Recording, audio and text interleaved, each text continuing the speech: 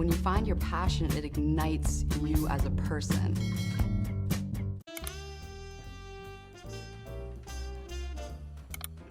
Hello, welcome back to my channel. Today's video is brought to you by caffeinated water. I'll leave the link below. Without it, I probably literally would not drink water if I didn't game myself and put caffeine in the water. And if my voice seems a bit hoarse, I just got back from a very fun week-long company event, and I spent, I think it was like 12 or 14 hours in the airport because of layovers. I got back like at 2 a.m., just worked a full day, and now we are going to do this video, and then I'm actually going to hop on another plane to go to vacation in St. Martin, in which I will train there and do a little video for you. See, it feels like I'm going through puberty right now. Like, I like girls and boys are cool too. That's my impression of, I don't even know what. All right, 2 videos ago, I did a video where I was training with a female white belt, and a lot of viewers on my channel are like, yay, let's do another. They were very motivated by that. Like, I had some comments from some females who have started jiu-jitsu, and they were like, oh my God, it was very motivational to see another female white belt do jiu-jitsu, because how many female white belts do you see like posting their jiu-jitsu on the internet? Like very, very few. So let's show more of that. The training video that I am going to show you, I love giving nicknames to people, and this training partner, we're gonna call her Baddie B for like bad bitch, meaning she is very brave and very courageous. I remember it was about a year and probably a year ago when she first started, and I remember when she came in, I was very impressed because after only a couple of classes, she was already on the mats rolling, which is huge. It usually takes people a while to gain the courage and to like work up the courage to get out there on the mats, because it can be like a very intimidating environment. But she was out there and rolling and learning like after a couple of classes. And so I'm like, that's a badass bitch. That is like really, really inspiring and encouraging. And I wanted to share that with you because it's just super motivational and like encouraging to see other people that look like you, like doing stuff like this. Yeah, and she has improved so much in the past year. I remember when she first started rolling, it's like, you don't know like what to do. You don't know how to move. And to see how she moves today, like she automatically knows, okay, don't stay on my back, shrimp out. Like she knows the hierarchy of position. She knows what to do. And she also is very excited about learning new things and very open to being taught. And it's just a beautiful thing when you see that. Like, it's just, all right. So I am going to narrate the roll and let's get into it. And if you haven't already, go ahead and subscribe to the channel. It really helps the channel. It helps make it grow. It helps, you know, if you're gonna watch the videos, you might as well support the creator of, you know, these videos don't make themselves, you know what I'm saying? And this is also a shirt that is on my Amazon list that I linked below. I created a couple of lists to help you out, especially if you're a female. Getting jiu-jitsu stuff is getting easier, but in the beginning it was hard. There wasn't even like a female tailored gi on Amazon, which is like a little ridiculous. So let's get started. All right, so we begin by standing. It's always good to start your rolls from standing. That way you can work your takedowns. And I love joking around and making people laugh, like when we're about to roll. So I was probably like saying something like, oh, look at you. Like, cause she was doing a very good job of protecting her front leg. And now she went in for a single leg and then retreated. So one thing to keep in mind too, if you are a beginner, she goes again and she stops a little short, and I'll elaborate on this towards the end. So right now we're tied up, and whoever has their head on top wins. So she goes in for a double, and I circle around her back. And right now she has an underhook, and she's trying to keep me from circling to her back from that underhook on my leg. And right now I am going in for a sweep. So I get the sweep and stand back up. That way we can get some more reps on our feet.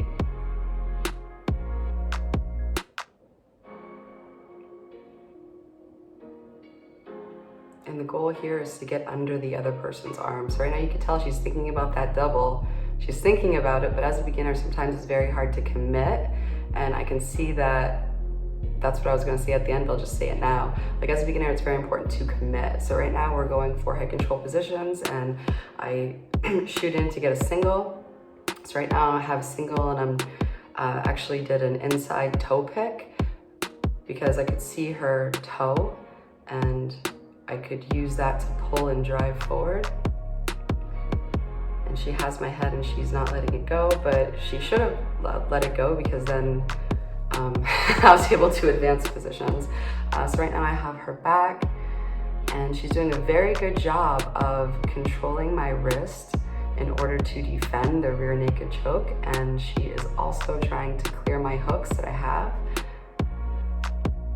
Because once you gain control over somebody's knuckles, you are able to strip a rear naked choke off. So that's what she is attempting to do.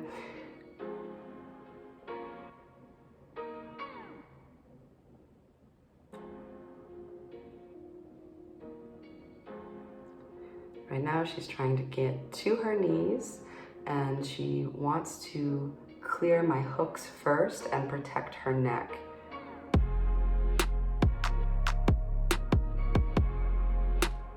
So yeah, there, very, very good. So there she had a good idea.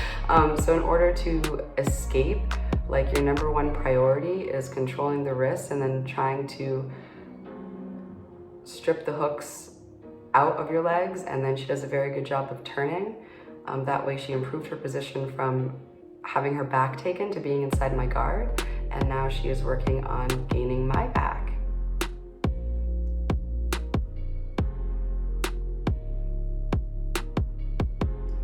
So we roll out of the frame.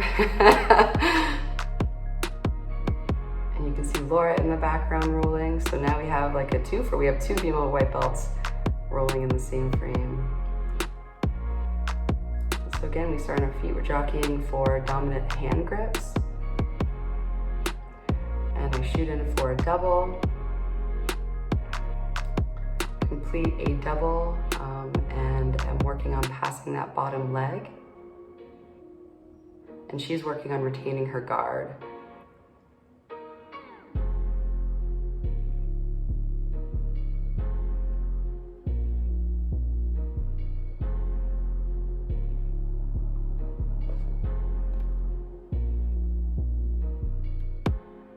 So now what we're doing is I'm giving her some pointers on shooting in for a double, because as a beginner, I had the same issue too, is when you shoot in for a double, the strongest position is when you shoot in and you keep your back straight. That way they land on your shoulder and they can balance on your shoulder. If you shoot in and you're not perpendicular, you are at a 90-degree angle, then they can sprawl onto your back and snap you to the ground.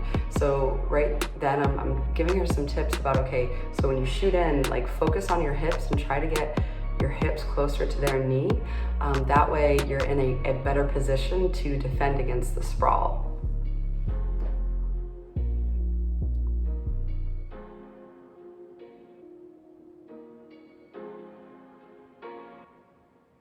As a beginner too, it's very important to try to go for things. It's very intimidating at first, especially trying to get in on a single leg or a double leg. So she's doing a very good job of just even attempting is something to be applauded for beginners, because it is very intimidating and tough to get in there. So right now I'm going for an arm bar. And she taps.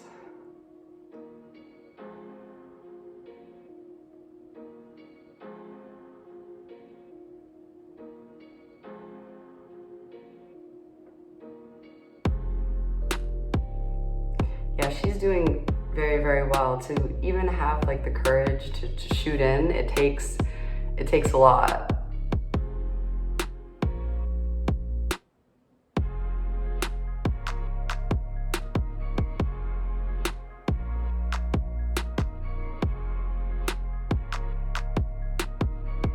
Oh, nice, she has a single.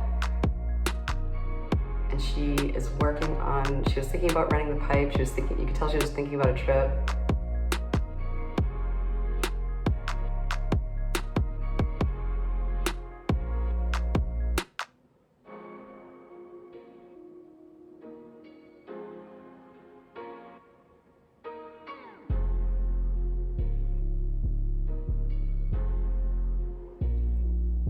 And I get her to the ground for a snap down.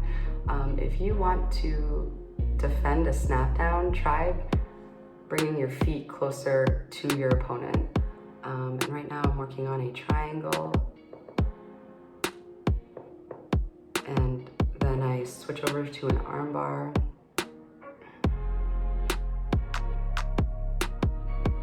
She's doing a good job at defending by crossing her arms in front of her.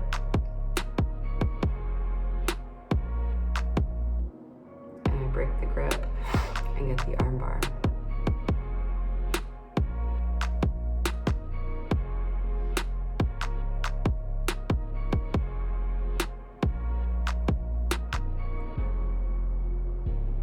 She's gonna get, look at that. See, and she goes in for a double, and I'm defending by putting my leg on the inside.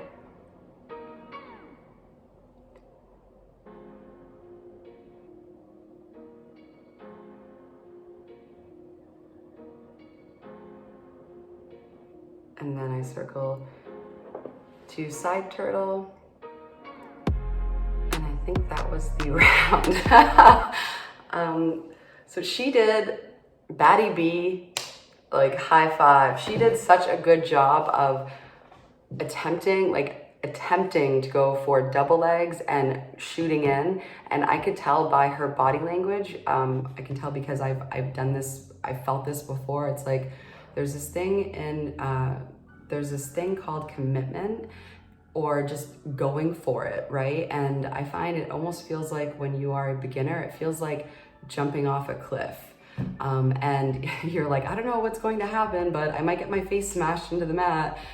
And so as a beginner, it's very important to have the courage to go up to that cliff and jump, go up to that cliff and jump, and go up to that cliff and jump. And she, in the course of this 9-minute round, like went up to the cliff and jumped like 8 times, which is, she is going to be, I mark my words, Batty B is going to be getting singles and doubles live very, very soon, especially with this amount of attempts.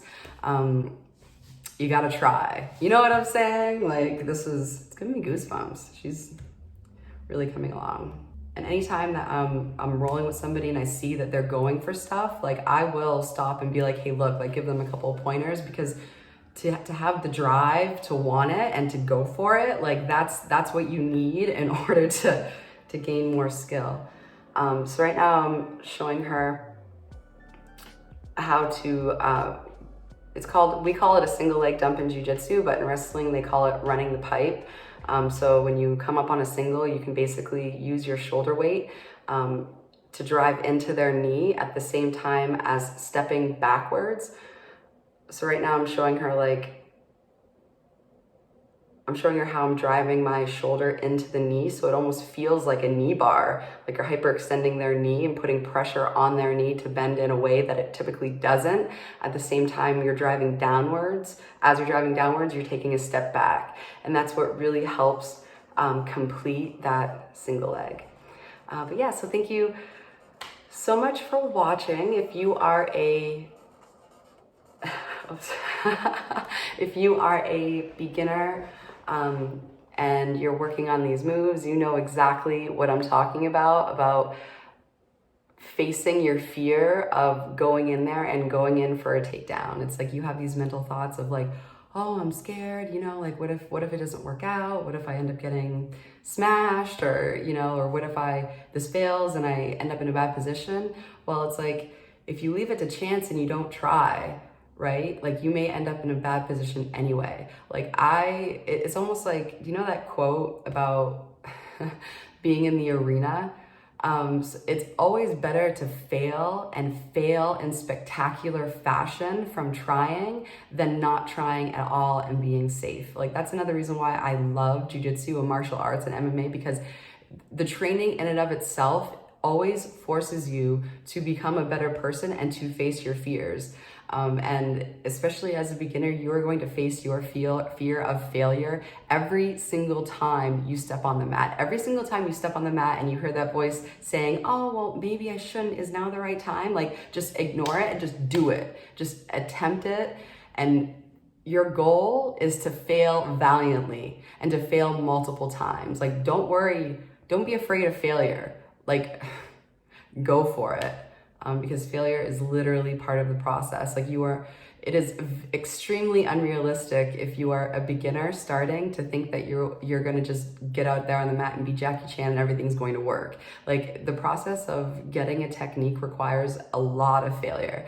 So never feel bad about failing. Like feel good about it, because you need like a lot of fails in order to be successful. For me anyway. Like, I don't know, there might be somebody out there that can just do everything right the first time in jiu-jitsu, which is highly unlikely, but like you need that failure. And it's important to not be afraid of that failure, because there's going to be a lot of testing that happens in order to figure out how to do things. Like something might fail for you, and then you need to figure out, okay, like, was it my entry? Like, was it my hip position? Was it my head position? Was it my shoulder position? Like what little tweak like needs to happen in order to make this successful? And a lot of times for beginners, it's just that level of commitment, like of being all in. You gotta be all in. I'm talking blind confidence. You know, I'm talking like Donald Trump type confidence, where you don't know what you're doing, but you're just so confident that everybody thinks you know what you're doing. Like you got to Donald Trump your first the first time you learn a technique and you're trying it, just Donald Trump it. Right? All right, so thank you so much for watching, and you're doing a good job. Keep hanging in there. Your first year is always the toughest. You're just getting your ass beat. But all right, so again, thank you so much for watching. Go ahead and subscribe to the channel, and until next time.